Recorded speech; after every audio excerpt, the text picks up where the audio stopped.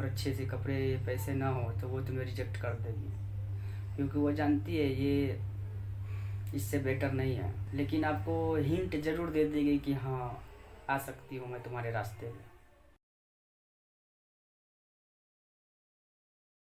कर दूंगी तुझे पागल, चाहूँगा सनम इतना।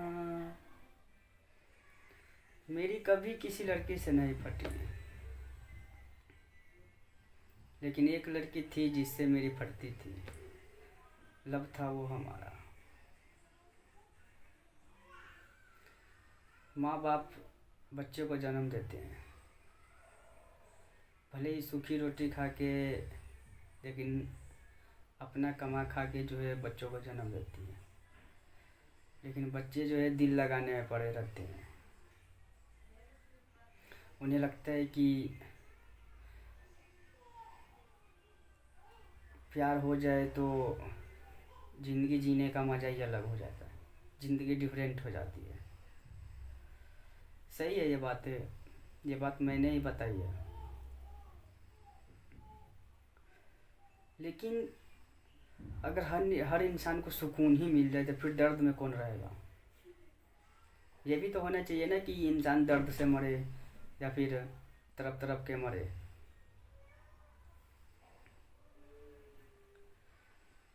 गमों की बारिश में भीगने की आदत हो गई है मुझे, अब कुछ नहीं हो सकता। जो थी वो चली गई, जो है उस पे फोकस करो। कर रहा हूँ, क्योंकि वो टाइम बहुत ही इंगेजिंग था, बहुत आनंद आ रहा था, सुकून मिल रहा था, लेकिन अब दर्द मिल रहा है। इसे किस्मत कहूँ या फिर बदनसीबी, आई डोंट नो, या फिर मुकद्दर कहूँ, मैं नहीं जानता।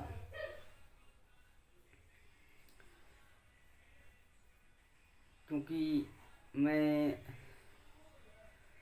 जब से होश संभाला हूँ तब से गम से ही भरा हूँ। इन चीज़ों से मुझे उभरने का मौका ही नहीं मिला। अभी तक जो है मुझे होश नहीं मिल पाया है। इतना ज़्यादा भयानक लब था हमारा। इसमें हम कर भी कुछ नहीं सकते।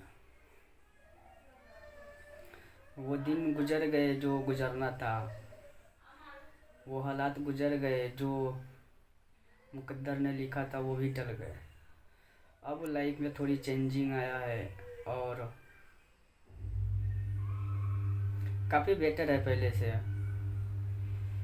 क्योंकि रोने से मैं काफ़ी ज़्यादा रोता था, रो रो के पागल हो गया था, तकिया गीला कर दिया था, बहुत सी चीज़ें मैं कर दिया था, लेकिन उन सब चीज़ों से मुझे कोई फ़ायदा नहीं मिला, कोई रिजल्ट नहीं मिला। क्योंकि जो इंसान एक बार चली गई तो वो फिर लौट के कभी भी नहीं आती, चाहे वो कोई भी हो। आप लोगों ने वो डायलॉग सुना होगा ना कि हर लड़की सिंगल है, बस पूछने वाला पैसे वाला होना चाहिए। क्योंकि जो लोग लव में हैं, अभी भी लव स्टोरी जिनका चल रहा है, अगर आप उन्हें प्रपोज करो और अच्छे से कपड़े पैसे ना हो तो वो तुम्हें रिजेक्ट कर देगी, क्योंकि वो जानती है ये इससे बेटर नहीं है। और अगर आपके पास पैसे हैं और आप उन्हें प्रपोज करो तो वो राइटें भी माना तो नहीं कर सकती, लेकिन आपको हिंट ज़रूर दे देगी कि हाँ आ सकती हूँ मैं तुम्हारे रास्ते में, तुम्हारी लाइफ में। तुम भोसड़ी वाला भिखारी की तरह पड़े रहते हो और सोचते हो कि ये लाइन दे रही है, ये मुझसे प्यार करेगी, ये मेरी हो जाएगी तो ज़िंदगी गुलजार हो जाएगी। लेकिन तुम लोग ये एक चीज़ पे फोकस कभी भी नहीं करते हो कि जो कपड़े मैंने पहने हैं उनसे बेटर कपड़ा लड़कियों के होती है। जैसी मेरी शक्ल है उनसे अच्छी शक्ल उनकी होती है। तभी तो चूस के चली जाती है तुम्हें। तुम चूसने के चक्कर में खुद ही चूसा जाते हो। तो चूसने के चक्कर में मत पड़ो। पैसा जो है रोड पे बिखरा हुआ है, बट उसे उठाने वाले के अंदर हुनर होना चाहिए। लड़की तुम्हारे गांड में से घी निकाल के ना निकल जाएगी सारा चीज़ लेके। तुम्हें इस चीज़ का बस अभी एहसास नहीं होगा। जब वो तुम्हें छोड़ के चली जाएगी तब एहसास होगा कि हाँ, मेरे अंदर से जो है घी निकाल दिया और निकल गई वो भी अपने से भी बेटर के साथ निकल गई। क्योंकि उन्हें अपने गोल को पता है कि आज मैं इनके साथ हूँ तो इनसे बेटर मिलेगा तो उनके साथ चले जाओगे, उनसे बेटर मिलेगा तो उनके साथ चले जाऊँगे, या फिर एक ही बार में अच्छे लड़कों के साथ जो है रिलेशन में चली जाती है और लाइफ जी लेती है।